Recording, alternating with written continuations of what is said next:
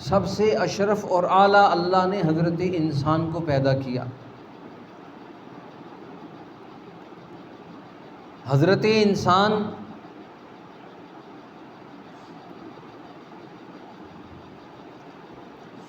یہ نباتات بھی استعمال کرتا ہے، لیکن نباتات کے ساتھ حیوانات بھی استعمال کرتا ہے، اس کو بھی کھاتا ہے۔ لیکن حیوانات میں یہ نہیں کہ یہ کیڑے مکوڑے بھی کھا جائے، یہ انسان کی فطرت اور جبلت ہے۔ لیکن مرغی نے اگر کیڑا کھا لیا، مرغی نے اگر رینگتا ہوا کوئی جانور کھا لیا، اس کے لیے تو وہ حلال۔ لیکن حضرت انسان ایسے ہی کسی کیڑے مکوڑے کو اٹھا کر سانپ کو کھا لے، بچھو کو کھا لے، لیکن جب مرغی نے کھا لیا، اس کے جسم کا حصہ بنا، حضرت انسان نے مرغی کو استعمال کر لیا۔ گویا جب انسان نبوت کے علم سے دور ہوتا ہے، آداب زندگی، تہذیب نفس جب اس کو نہیں آتی، تو پھر وہ کیڑے مکوڑے بھی کھاتا ہے۔ جتنا بھی اپنے آپ کو مہذب تعلیم یافتہ کہہ لے، اپنے آپ کو ہواؤں اور خلاؤں کا مسخر کہہ لے، نبوت کے علم سے دور ہوگا، اللہ کے علم سے دور ہوگا، حیوانوں جیسی صفات اس کے اندر رہیں گی۔ اب دیکھیں آپ دنیا کے اندر کتنے ہی لوگ ہیں، آپ خود اپنی آنکھوں سے مشاہدہ کرتے ہیں، موبائل کو کھولتے ہیں تو دیکھتے ہیں کوئی سانپ کھا رہا ہے تل کے، کوئی بچھو کھا رہا ہے تل کے، کوئی ایسے موذی جانور استعمال کر رہا ہے جس کو ایمان والا تصور نہیں کر سکتا۔ اس کی بنیادی وجہ یہ ہے کہ اس کا ایمان اللہ اور اس کے رسول پر ہے۔ اللہ اور رسول نے انسان کو فطرت سکھائی ہے، مہذب بنایا ہے، شائستگی سکھائی ہے، کھانے کے آداب، طریقہ کار، اسلوب بھی بتائے ہیں۔ اس لیے آپ جب دیکھیں کسی آدمی کو نیند نہیں آ رہی، وہ غیر فطرتی کیفیت میں چل رہا ہے، اب جسم اس کی بیماریوں کی آماجگاہ بن گیا، اس لیے کہ وہ غیر فطرتی طریقے پر چل رہا ہے مسلمان ہے، کلمہ گو ہے، اللہ اور اس کے رسول کو ماننے والا ہے، لیکن ساری رات نیند نہیں آتی، گولیاں کھاتا ہے پھر بھی نیند نہیں آتی۔ کیوں نہیں آتی؟ یہ غیر فطرتی عمل کی طرف چل پڑا، یہ نبوت کے علم سے دور ہو گیا۔ اب اس نے کیا کیا؟ نبوت نے کہا اگر تم سکون چاہتے ہو تو تم رزق حلال کھاؤ۔ اب جس آدمی نے دوسرے کا حق کھا لیا، دوسرے کا پلاٹ ضبط کر لیا، دوسرے کے گھر کو اس نے اپنا قبضہ گاہ بنا لیا، کیسے ممکن ہے رات کو سکون سے نیند سو جائے؟ کیونکہ اس نے غیر فطرتی عمل کیا، دوسرے کے حق کو کھایا، اس کے جسم کے اندر یہ جو غیر فطرتی عناصر ہیں وہ پیدا ہو گئے۔ اب رات کو سوتا ہے سکون نہیں ہے، دن کو چلتا ہے سکون نہیں ہے۔ سکون کیوں نہیں؟ اس نے رزق حلال اپنے جسم سے دور کر لیا، رزق حرام کو اپنے جسم کا حصہ بنا لیا۔ جب آپ اپنے جسم کو رزق حرام کا عادی بنا لیں گے، پھر جسم سے سکون ختم ہو جائے گا، اطمینان اور راحت ختم ہو جائے گی۔ اس لیے تو اللہ نے اپنے قرآن میں اپنے نبیوں کو حکم دیا، یا ایھا الرسل، اے رسولوں کی جماعت، کلوا من الطیبات واعملوا صالحا، اگر تم رزق حلال کی طرف آؤ گے تو پھر تمہیں اللہ اعمال صالحہ کی توفیق دے گا۔ یہ جو صالحیت ہے، یہ جو نیکی ہے، یہ جو خیر ہے، یہ انسان کسی کے ساتھ بلائی اور نیکی کا ارادہ کرتا ہے، اس کے پیچھے رزق حلال کی بنیاد ہے۔ اور رزق حلال کیا ہے؟ فطرت ہے۔ انسان اپنا کھائے، دوسروں کا نہ کھائے، یہ فطرت ہے۔ انسان حلال کھائے، حرام نہ کھائے، یہ فطرت ہے۔ یہ نبوت کا علم ہے، یہ نبوت کی تعلیم ہے۔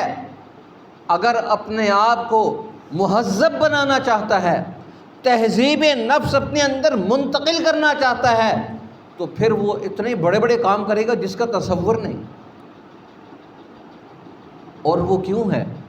آپ دیکھیں، آج ہم نے جب غیر فطرت کی طرف چلے، حرام کی طرف چلے، اپنا چھوڑ کے پرائی کی طرف چلے، اپنے گھر میں زوجہ موجود حلال، ہم نے حلال کی طرف نظر اٹھائی، کیسا دماغ کے اندر، جسم کے اندر ایسا زہر پیدا ہوا، بد نظری کا یہ ایسا زہر جسم کے اندر گھر کر گیا کہ اب اس کو سکون نہیں ہے۔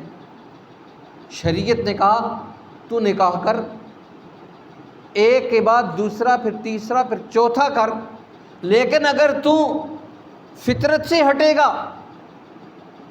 اللہ کے رسول صلی اللہ علیہ وسلم نے عجیب بات فرمائی۔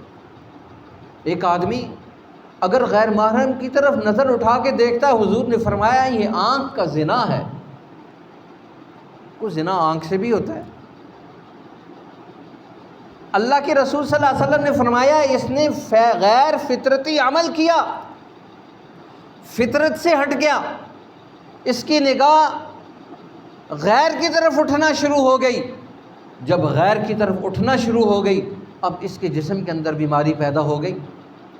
اب یہ ایسا بیمار ہوا کہ اس کے جسم کے اندر سے سکون اور اطمینان نکلتا چلا گیا، راحت نکلتی چلی گئی۔ جب انسان غیر فطرتی عمل کی طرف آتا ہے تو کیا ہے؟ انسانی جسم بیماریوں کی اماجگاہ بن جاتا ہے۔ آج ہم سمجھتے ہیں ہم اگر غیر فطرتی عمل میں کسی بہن بھائی کے حق کو دبا لیں گے، اڑوس پڑوس سے حقوق کو دبا لیں گے، رات کو سکون کی نیند سو جائیں گے، محالست جنون، ناممکن ہے۔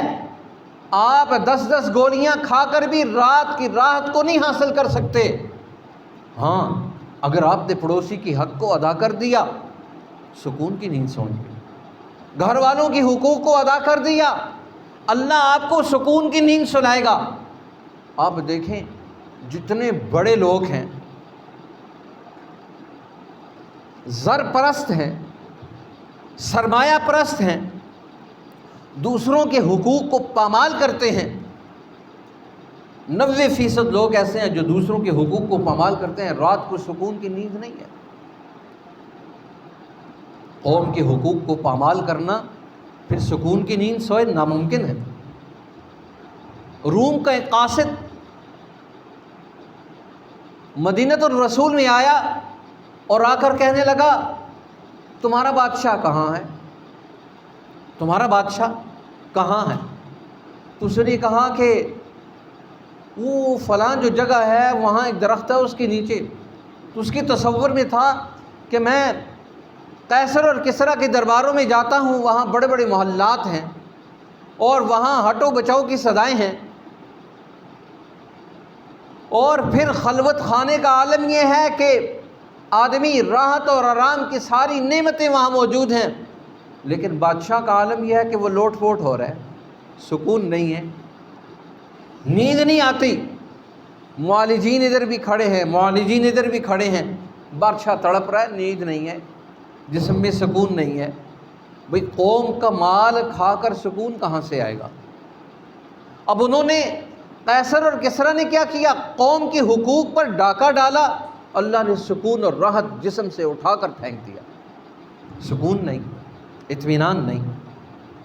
اب وہ قیصر و کسریٰ کے دربار کا جب سفیر وہاں پہنچا، حضرت عمر رضی اللہ تعالیٰ عنہ ایک درخت کے نیچے اینٹ کا روڑا لے کر سو رہے تھے، اور قرآن مجید نے کہا وَجَعَلْنَا اللَّيْلَ لِبَاسًا وَجَعَلْنَا النَّهَارَ مَعَاشًا وَجَعَلْنَا نَوْمَكُمْ سُبَاتًا۔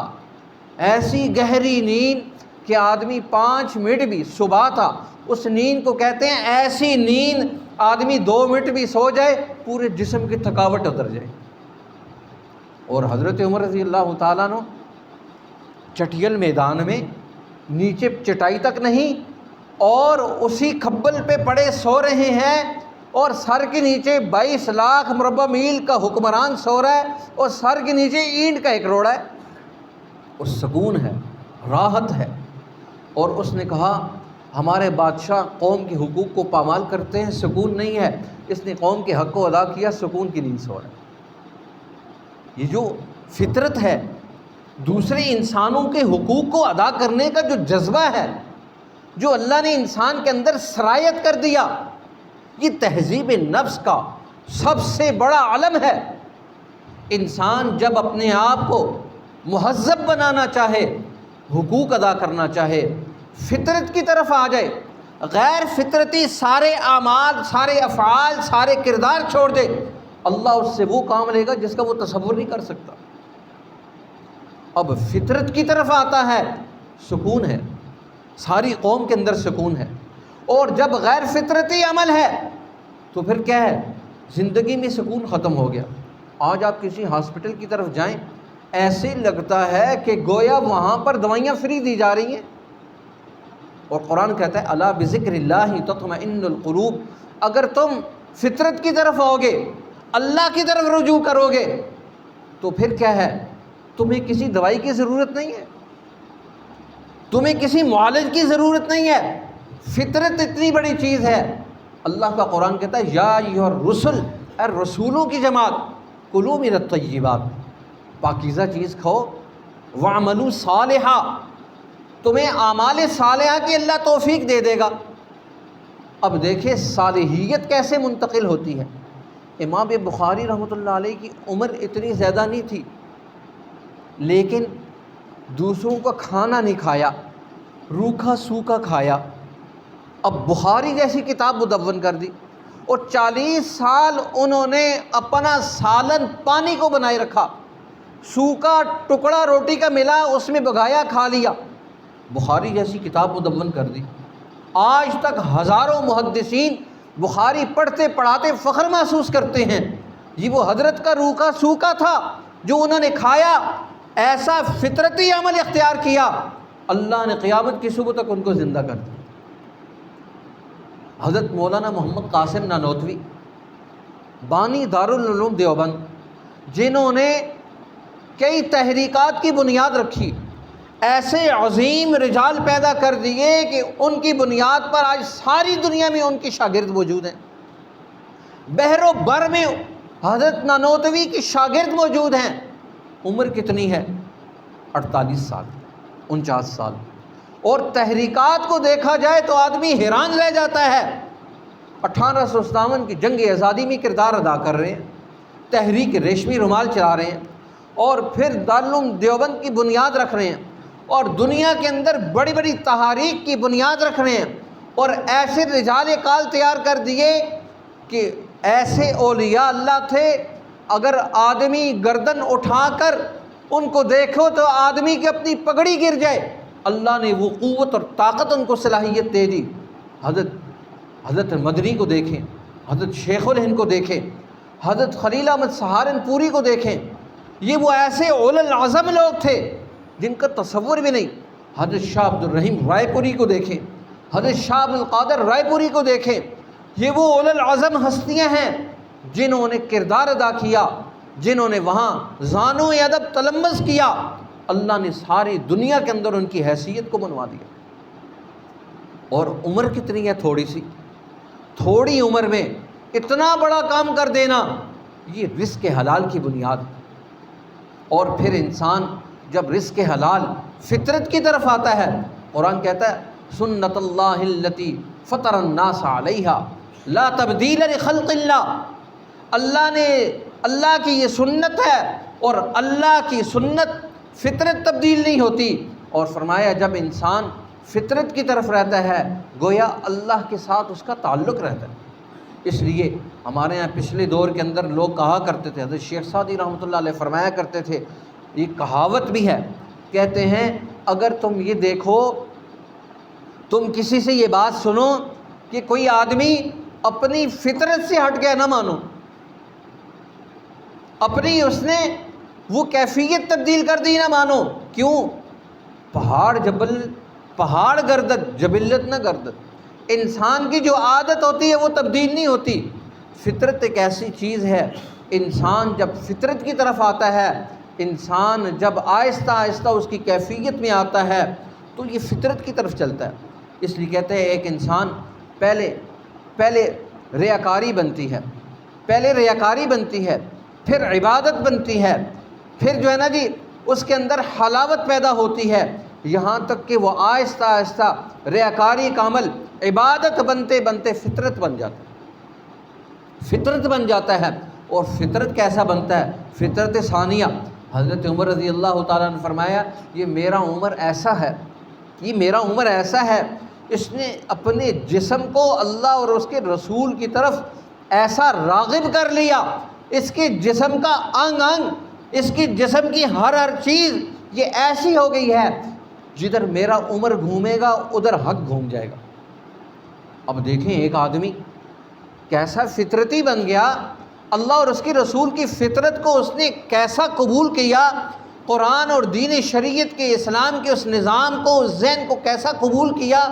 رسول اللہ فرماتے ہیں میرا عمر جدھر جائے گا حق اس کے پیچھے ہوگا۔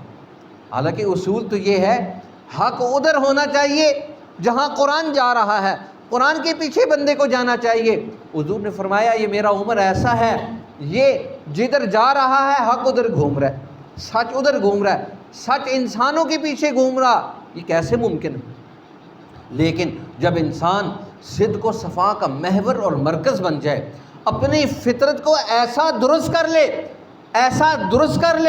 ایسا صالح بن جائے، فرمایا اللہ کے رسول نے فرمایا ان اللہ جعل الحق علی لسان عمر وقلبہ، اللہ نے حضرت عمر کے دل اور زبان پر حق کو جاری کر دیا۔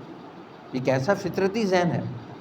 دین فطرت کو جب انسان قبول کرتا ہے اللہ کے ہاں اس کا مقام بنتا ہے۔ اس لیے کہتا ہے قرآن مجید کے 16 مقام ایسے ہیں، حضرت عمر نے پہلے رائے دی، اللہ نے قرآن اتار کر نازل کر دیا، پہلے رائے دی یہ ایسے ہونا چاہیے، حضور نے فرمایا عمر میرے پاس حکم نہیں ہے، ابھی عمر کی بات ختم نہیں ہوئی، جبریل وحی لے کر آ گئے، گویا زبان اور دل کی صداقت ایسی ہے عرش کے اوپر بھی اس کا اثر موجود ہے، زمین پر بول رہے ہیں، عرش پر اس کے اثرات مرتب ہو رہے ہیں، اللہ وحی بنا کر نازل کر رہے ہیں۔ یہ کیا چیز ہے؟ یہ فطرت ہے۔ جب انسان فطرت پہ رہتا ہے ساری دنیا اس کے پیچھے چلتی ہے، ساری دنیا اس کی بات مانتی ہے کہ یہ اصولی بندہ ہے، یہ غلط بات نہیں کرتا، یہ خلاف شرع بات نہیں کرتا، یہ خلاف انسانیت بات نہیں کرتا، یہ فطرت پہ چلتا ہے۔ اسی آج بھی آپ دیکھ لیں آپ کے آفیسز میں بہت سارے لوگ ایسے ہیں کہ ہر آدمی گواہی دیتا، کہتا ہے یار یہ بندہ 2 نمبر کام نہیں کر سکتا، دنیا ادھر سے ادھر ہو جائے یہ غلط کام نہیں کر سکتا۔ سینکڑوں مثالیں موجود ہیں، ہر ادارے میں لوگ ہوتے ہیں، وہ کیا ہے؟ وہ فطرت کی طرف جا رہا ہے، اس کے دل و دماغ نے غیر فطرتی بات کو قبول نہیں کرتا اور نہیں کرتا۔ کیوں؟ وہ ایسا اس نے اپنے دل و دماغ کو فطرت کا عادی بنا لیا۔ فطرت کیا ہے؟ دین اسلام کا عادی بنا لیا، شریعت کا عادی بنا لیا، قرآن کا عادی بنا لیا، ماں سوا قرآن اس کو کچھ نظر ہی نہیں آتا، ماں سوا دین اور شریعت وہ زبان اور دل اور دماغ کی قوتیں چلتی نہیں، جدھر شریعت چلتی ہے ادھر وہ چلتا ہے۔ اس لیے انسان جب فطرت پہ چلتا ہے، گویا شریعت پہ چلتا ہے، اس نے اپنے نفس کو مہذب کر لیا، ایسا مہذب کر لیا۔ اللہ کے رسول فرماتے ہیں یہ ایسا ہے، ایک صحابی سامنے سے گزرے، آخری بات کرتا ہوں پھر ختم کرتا ہوں، حضور نے فرمایا یہ جو سامنے سے گزر رہا ہے، جو شخص یہ چاہتا ہے کہ کسی جنتی کو دیکھے، فَلْيَنْظُرْ إِلَى هَذَا، اس آدمی کو دیکھو یہ جنتی ہے۔ ایک صحابی اٹھے اور اس کے پیچھے چل پڑے، دیکھو تو صحیح یہ کیا کرتا ہے۔ 3 دن اس کے گھر میں رہے تو دیکھا صرف نماز پڑھتے ہیں اور باقی اعمال کرتے ہیں، کوئی ساری رات نفل نہیں پڑھتے، کوئی ساری رات قرآن نہیں پڑھتے، سو جاتے ہیں، فرائض ادا کرتے ہیں، سو جاتے ہیں۔ تیسرے دن پوچھا چچا جان، حضور نے فرمایا یہ جنتی ہیں، آپ کرتے کیا ہیں؟ آپ کرتے کیا ہیں؟ آپ دیکھیں فطرت کتنی صالح ہے، دل کتنا صاف ہے، دل کتنا پاکیزہ ہے۔ کہتے ہیں بھتیجے جو تو نماز پڑھتا ہے میں بھی وہی پڑھتا ہوں۔ وہ چچا جان کرتے کیا ہیں؟ سرکار نے فرمایا جس آدمی نے جنتی کو دیکھ لے اس کو دیکھ لے، اس کو دیکھ لے۔ آپ کرتے کیا ہے؟ کہنے لگے میں جب رات کو سوتا ہوں، آپ فطرت کو دیکھیں، میں جب رات کو سوتا ہوں میں کہتا ہوں اللہ میں نے ساری مخلوق کی ناراضگی ختم کر دی، میں سارے لوگوں کے ساتھ راضی ہوں، تو بھی مجھ سے راضی ہو۔ میں رات کو ہر آدمی کے ساتھ راضی ہو کے سوتا ہوں۔ کیسی فطرت ہے؟ آج بہن بھائی ہیں 50-50 سال تک ناراض ہیں، پھر ناراض ہیں، دوست ناراض ہیں، ناراض ہیں، بہن بھائی ناراض ہیں، ناراض ہیں، خاندان اور قبیلے قومیں ناراض ہیں اور ناراض ہیں۔ سارا غیر فطرتی عمل ہے۔ فطرت کیا ہے؟ راضی رہنا، خوش رہنا، ہنسی مسکراتی زندگی گزارنا، راحت والی زندگی گزارنا، خود بھی خوش ہو دوسروں کو بھی خوش کر دے، خود بھی راضی ہو یہ فطرت ہے۔ آج ہم کہتے ہیں نہ جئیں گے نہ جینے دیں گے، ہر آدمی کا ماٹو ہے، کہتا ہے نہ جئیں گے نہ جینے دیں گے۔ اسلام کہتا ہے جیو بھی اور جینے بھی دو، خود بھی راحت میں رہو، دوسروں کو بھی راحت دو، جتنا ہو سکے خیر کی طرف بڑھو، شر کی طرف قدم نہ اٹھاؤ۔ شر کی طرف قدم اٹھاؤ گے تو وہ غیر فطرتی عمل ہے، خیر کی طرف قدم اٹھاؤ گے یہ فطرت ہے۔ جب خیر کی طرف قدم اٹھاؤ گے تمہارے گھر میں سکون آئے گا، تیرے گھر میں راحت آئے گی۔ اس دن ایک مریض آیا، کہنے لگے 20 سال سے سر میں درد ہے۔ میں نے کہا 20 سال سے سر میں درد؟ میں نے کہا کیا کرتا ہے تو؟ میں نے پوچھا کیا کرتا ہے؟ میں کہتا ہے یہ کام کرتا ہوں۔ میں نے کہا یار تیرے اندر بغض موجود ہے، اس بغض کو ختم کر، تیرے اندر کسی کی نفرت موجود ہے، اللہ کے لیے اس کو معاف کر، تیرے سر کا درد 2 دن میں ختم ہو جائے گا۔ کہنے لگا جی ہاں واقعی میں ایک آدمی کے ساتھ ایسا میرا رویہ ہے، میں جب اس کو دیکھتا ہوں میرا دل کے اندر غیظ و غضب بھر جاتا ہے، کڑن پیدا ہو جاتی ہے۔ اچھا وہ جا رہا ہے، اس کو کڑن ہے، اس کے سر میں درد ہے، یار تو اس کو معاف کر دے، تیرے سر کا درد ختم ہو جائے گا۔ آج ہم خدا نام کی دشمنیاں پال کے بیٹھے ہیں۔ اگر ہم معاف کرنا سیکھ جائیں، دوسروں کو معاف کرنے والا جذبہ ہمارے اندر پیدا ہو جائے، خود بھی رات کو سکون سے سوئیں گے، وہ بھی سوئے گا۔ اللہ مجھے اور آپ کو فطرت کی طرف، دین اسلام کی طرف آنے کی توفیق نصیب فرمائے۔ وآخر دعوانا الحمدللہ رب